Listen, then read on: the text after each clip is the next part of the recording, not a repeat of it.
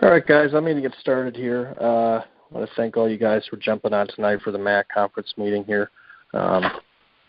One thing I'm excited about is holding these meetings throughout the season. I'll talk about that in a couple of minutes, but certainly appreciate you guys getting on, and this is something that you guys should get used to because we're going to be doing this throughout the season.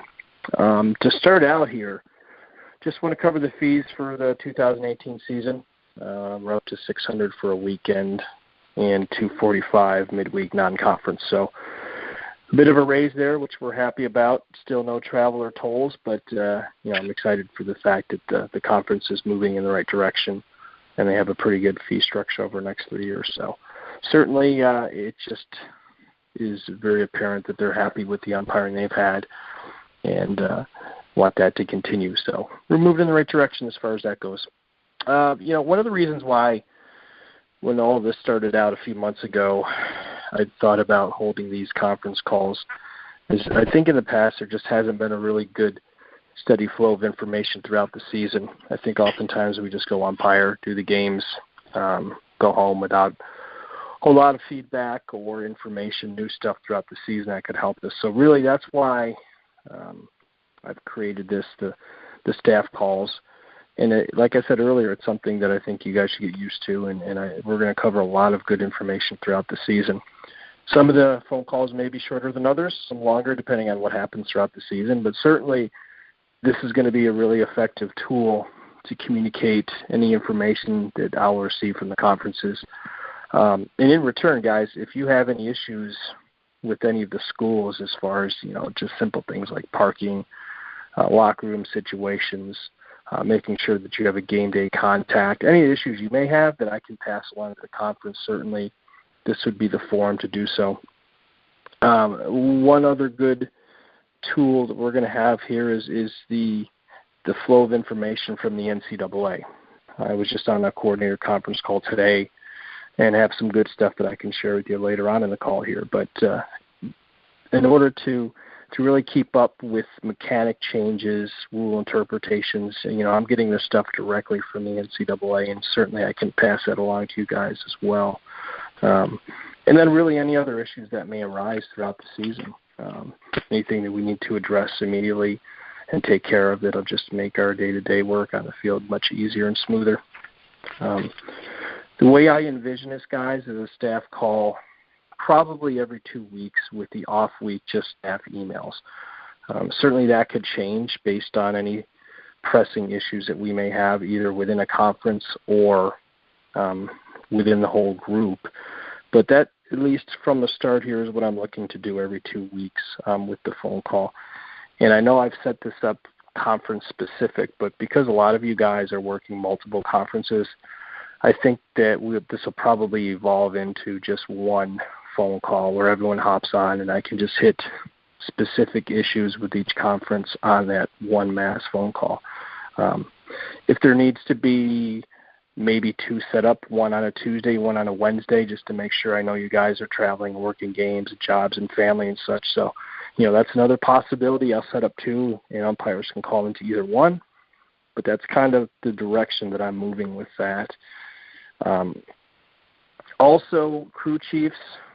I do want to have a crew chief conference call every week.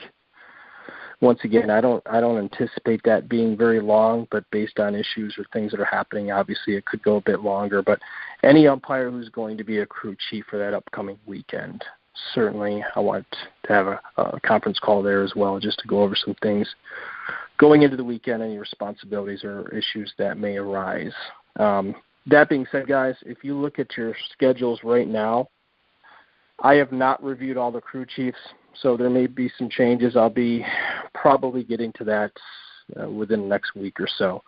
I'm not anticipating a ton of changes, but certainly I'm going to go in there and take a look at some things, and so there may be some changes there. I want to speak a bit about the evaluation process, guys. One thing I'm going to ask all crew chiefs to do this year is do the crew chief evaluation in the arbiter. I think that some of you guys may have done that in the past. Anyone who works in the Colonial, you certainly have had to do that as well. But I think it's very important that we get that information in there And, not just the basic scores, no issues. I mean, that really doesn't help anything. But, just to give a brief synopsis of the weekend. And in conjunction with that, peer evaluations as well. Guys, this isn't an opportunity to bury a partner or to pick guys apart. But, I think more of a situation where we can talk about as a crew certain things you guys may have discussed in the locker room, and we all do it, and hopefully we still are. But things that may have happened as a crew, rotations, good plays, highlight some things. But the crew chief evaluations and the peer evaluations are certainly things that guys want you to really get into and just get more information out there. And at the end of the day, guys, it's not, like I said, to bury anybody. It's merely to improve and get better and work on the things that we can work on. That being said, guys, I want to talk a bit about the tournament selection process for conference tournaments. Early in the process here, I kind of identified from a lot of coaches that they felt like they haven't had a lot of say in who is going to their tournaments. Not that they're having problems with the umpires. In most cases, they've been very happy. But they just want to be a part of this whole process. So starting this year, I am certainly going to take into consideration coaches' input as far as making and determining those choices for the conference tournaments. Ultimately, guys, it's my decision, but I think it's fair and the right thing to do to listen to the coaches. And, this is not a situation where guys are going to be blackballed.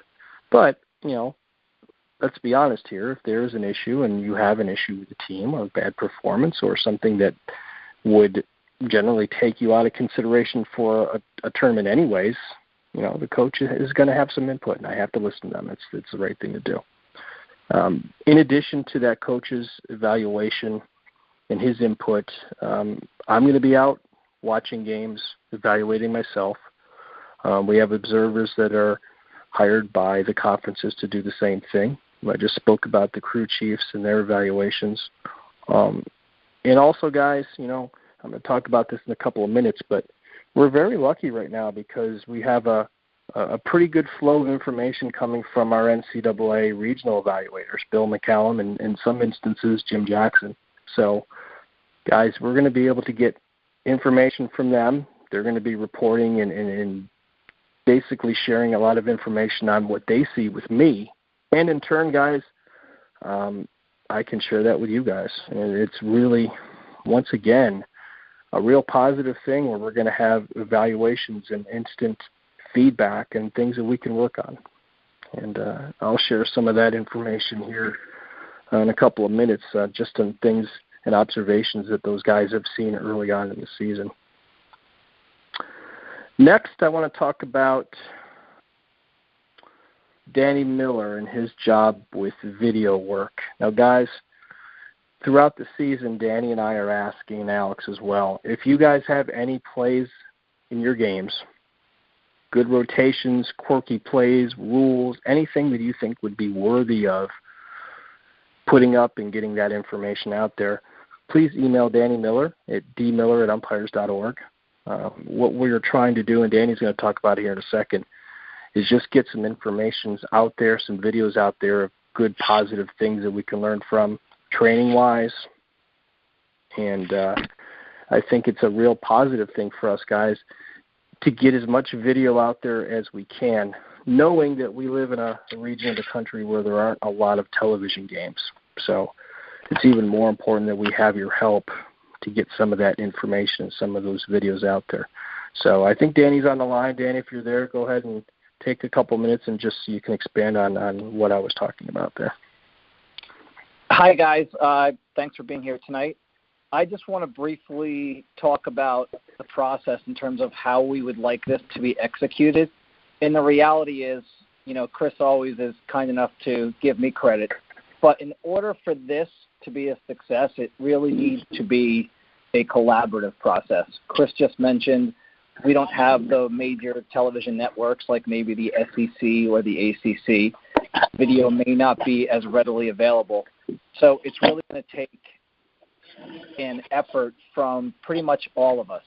So what I'm asking you guys specifically, kind of just to reiterate what Chris said, if you have a play in a game, an interesting rule interpretation, something odd, a well-officiated mechanic resulting in some type of play, just shoot me an email, drop me a text message, and let me know the date of the game, the team's playing, and the inning. I really don't need anything more than that. I can then access it through all of the other channels. In terms of the rest of the process, once I access the video, one of the things we are really fortunate here at United is to have access to a lot of guys who have pretty brilliant mechanic minds. So the process that we are going to employ is once I get the video, I will have either a guy like Brian DeBrouwer, Chris, Alex, whoever it may be, somebody that reviews the play, writes the content, and then whether they voice it over or I voice it over, it will be a consistent message that we're putting out to all of you guys. And ideally, what I would like to do is have this to be at least a twice-a-month segment throughout the year. Obviously, if I can get plays on a weekly basis, whether it's 3 or 4, or even if it's just one that's really good, I think, I'll put up as many of these segments as I possibly can. With that said, the first segment should be posted sometime next week. I received a number of plays last week, and just as an example of what will be represented on these videos, we have a backswing interference application. We have a playback on the batter runner who then made a move towards second base. And we also had a really well-officiated, at least from a mechanic perspective and the call, where a batter runner took a wide turn at first base, and there was a back play on him, a playback, where the umpire crew had it bracketed. The calling umpire was in the first base coach's box. It was just a really nice job of executing the mechanics repeat. The last thing I want to talk about is how we are going to get this video to you guys. The goal is to make this as easy as possible for everybody to access the video. So what we will do is I will post it on Facebook. I will have Jim Clayton, we talked about it last night, Jim and I, he is going to create a location on the website where they will be posted. They'll be posted on Twitter, and we will also send them via email. So the most important thing is that you guys will have access to them. And the last thing that I just want to say is I appreciate any help that you guys can provide. I think this has the potential to be something really valuable to all of us. And from a big picture perspective, the ability to create a library, I think, is something that all of us are really kind of excited about and look forward to. The last thing that I'm just going to touch on for 2 seconds, I know a lot of you guys look for photos from your games, whether you work a conference series or there are some schools that put up a lot of photos just even from midweek games.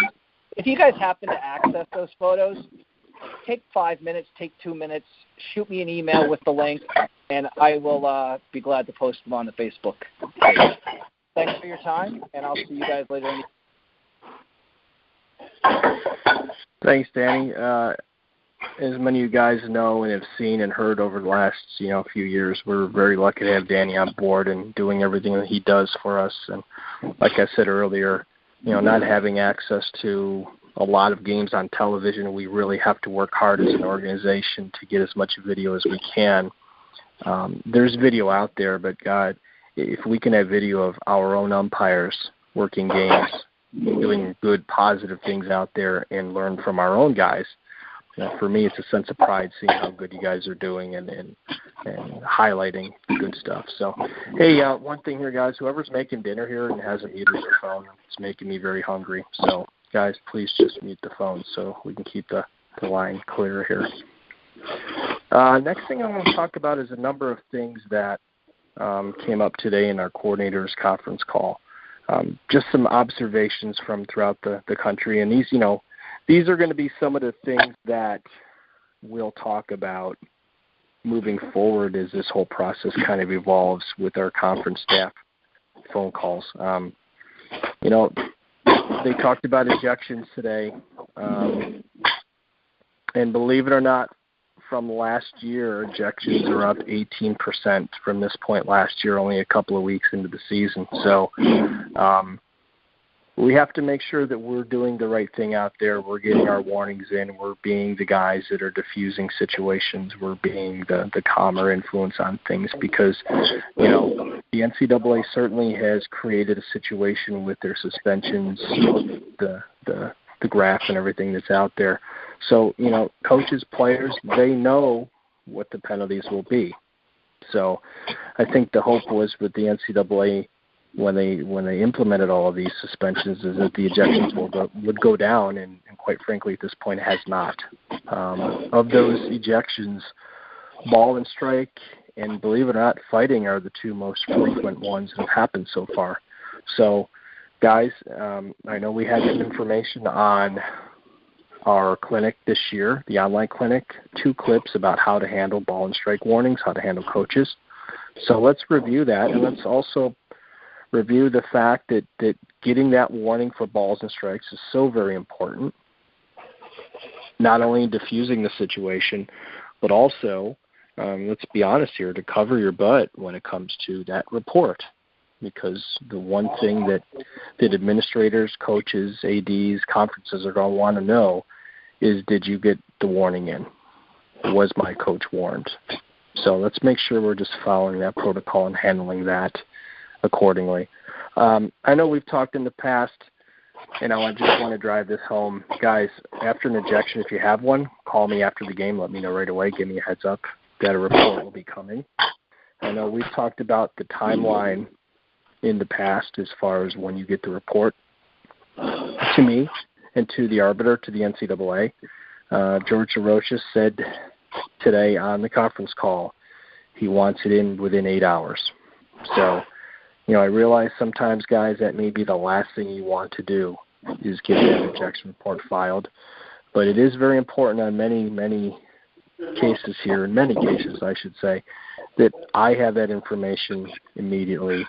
The NCAA has, because let's face it, the coaches now have an opportunity to basically challenge an ejection and file a report. There's a form for them to do so. So just know that we want to have you guys get that thing in within 8 hours so we can start that process. And certainly I can review that before I have to receive phone calls myself, okay? Just do the right thing. Get our warnings in. And one other thing to remember, guys, even if you don't have that suspension for whatever specific ejection you have committed to memory, make sure that you at least alert the coach or somebody on that staff that a suspension will follow. Okay, it's very important that they have that information, that they're told and notified. Right? So make sure we're doing that as well. We talked a little bit about rules today. The one rule that has come up, the most recent rule interpretation, guys, I want you to review. It's Rule 9.1a and 9.1b, and it has to do with pitchers hesitating in their motion. It was talked about pausing in their motion, I should say.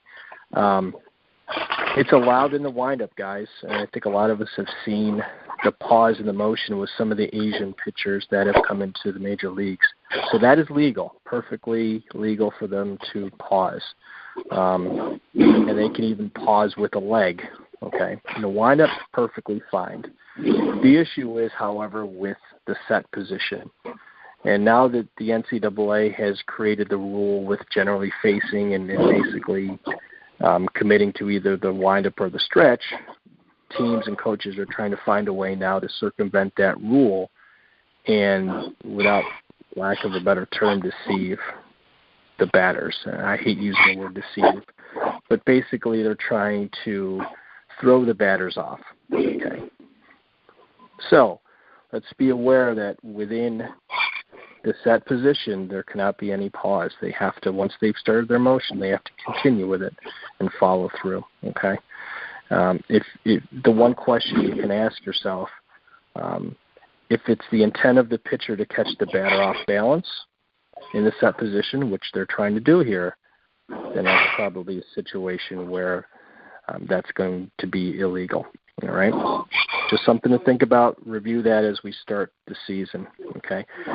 That being said, also in the windup, guys, make sure you know the difference between a quick pitch. So once that batter is in the box, he's ready and set, a pitcher can speed up his motion as long as the batter is ready and set. That's the key to this. If he's not ready and set, he's not ready to hit in the box, and they speed up their motion, that is a quick pitch, and that's illegal. So just a couple things to review as we go into the season. Certainly we will have more rule interpretations as we go along here. Some things we talked about mechanically today.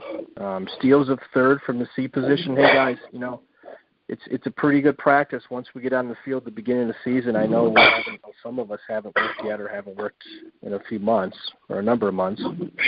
But let's make sure that we set up in a C position, which is a normal C, not anything deeper.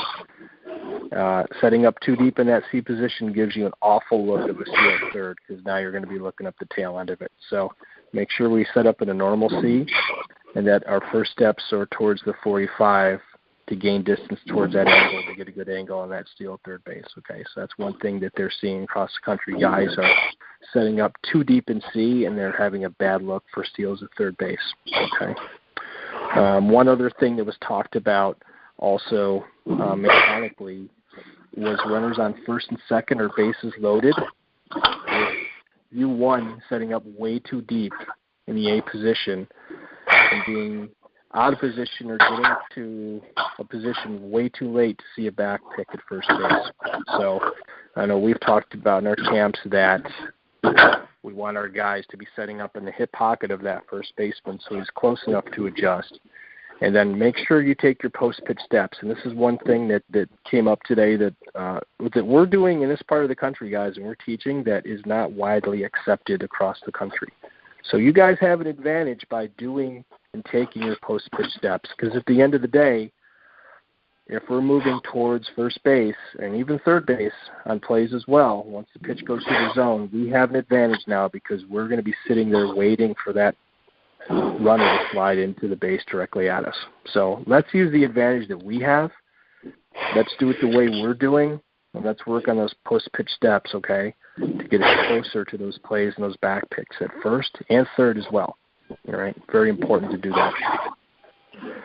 Some other observations from the evaluators out there, some things they're seeing. It hasn't happened in our part of the country, obviously, because a lot of us can look outside right now and see how bad the weather is. But just some general things that have been viewed out there, and I certainly want to talk about them right now. Guys, there's been a lack of hustle. Umpires walking on the field, walking to positions, walking in between innings. That's just not acceptable. I know that you guys don't work that way, and I certainly don't want to hear that we're giving off an impression that we don't want to be there and we're not hustling. If we're only going to be out there for hopefully at most 3 hours, hopefully sooner, if you can't hustle for 3 hours, then I think we have a problem here. Coaches' boxes have been an issue. Coaches have been outside the box, either setting up too close to home plate with a runner on second base, too close to the line between the coach's box and third base line, talking to umpires. One evaluator watched an umpire speak with a coach for 9 straight innings. So certainly we want to be approachable. We want to be friendly, but we can't cross the line where it becomes a conversation the whole game long. If we do it right, professionally, handle it the right way, nicely ask the coach to get in his box and stay in the box. That's something that we should be enforcing. It just gives off a better impression of not only us as an individual umpire, but as the crew as well. So let's be aware of that and work on that as well. That being said, too much talking with players as well. Hey guys, you know what? We're going to be personable. We're going to talk, but that talking can't go too long. It can't be a conversation every single time you're in A or B position in the middle of the infield. It can't be every time in between innings. Let's go to our positions. Let's stay away from players. Obviously, guys are going to say hello to you, want to shake your hand before you. I have no problem with that. But once the game starts, guys, let's be professional and make sure we're doing our job. Another thing that was brought up, presence on the field, guys. Once again, things they're seeing guys doing, walking to positions, hands in pockets. We're giving off, some umpires giving off the impression they don't want to be there. Their eyes are in the crowd. Once again, talking to coaches too much, talking to coaches while the ball is in play. So once again, guys, just being professional and being aware of the fact that the impression that you're giving off to people around you. A comment was made today that one of the evaluators was in the box. And these were just administrators, people with the school, noticing how professional the umpires were just for the fact that they were hustling, not talking to players, in the right position, communicating well. And this had nothing to do with any of the calls they made. The comments from these administrators were, wow, these guys are really on the ball today. So if you think that the only people that are watching you or the only people that will report to me are just the coaches and maybe an AD, there's more people there watching you guys. So everybody's looking at those little things.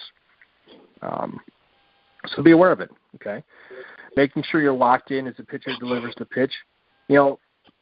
Whether you're a hands-on knees or a walking guy, let's look locked in once the playing action begins. Let's just look like we're engaged and that we're there and working hard, even when nothing's going on. Once again, it's an impression thing. One thing also, guys, and I would have brought this up anyways, but let's make sure that we bring the same attitude and hustle midweek as we do on the weekend. Because don't think that these guys aren't going to be watching you midweek. You certainly don't want to have a reputation of a guy who just loafs and takes it easy midweek. You should be working just as hard during the midweek as you are on the weekends, okay? And whether or not there's an evaluator there or not, or myself or anybody, you should just assume that somebody's going to be there all of the time, okay? A couple other things logistically. Enforcing the 90-second rule. Guys, as plate umpires, I think that we can do a very good job, and we can control this simply by making sure we're working with our catcher on 5 pitches in between innings, hustling to get them out there, and then making sure that we tell the on-deck batter that there's only 1 pitch left, okay? And make sure once that catcher throws down, you get that guy out there. If you do that as a plate umpire, I think in most cases we won't have any issues with the 90 seconds, okay? Plus, it creates a good flow to your game, keeps things moving, and I think we all want to get in and out of there as fast as we can, so keep that pace going. Keeping hitters in the box, most of us do a really good job of that up here. And once again, it comes up again talking to coaches. One thing that our regional evaluator, Bill McCallum, has said and he has seen, and one thing we've talked about is making sure that you're set on fly balls in the outfield. So if you think about what I'm talking about, there's a lot of things that I'm throwing at you from these evaluators. But the first couple times out there this season for you guys, if you can work on these simple things and get these fundamentals down early, it's just going to set you up for a good season and a lot of positive evaluations from the people that are going to be watching you. One last thing that I want to touch on, a situation that came up early this season, a midweek game. Guys, I know as an umpire, I never did this, but please, when you go to home plate for a midweek non-conference game or even some non-conference weekend games, ask them if they're playing the halt-to game rule. Okay, we all know that during conference play, there's rules in place for these situations. And oftentimes whenever there's weather, that's one of the first things that the coaches will bring up. Suspended game, what day, what game number it is. If you're playing midweek or non-conference, bring it up, because we had a situation where one team tied up, a visiting team tied a game up in the bottom half of an inning. Actually, I'm sorry, in the top half of an inning. Home team came up, was batting, had runners on base, and the rain came in, the field was unplayable, then they lost daylight.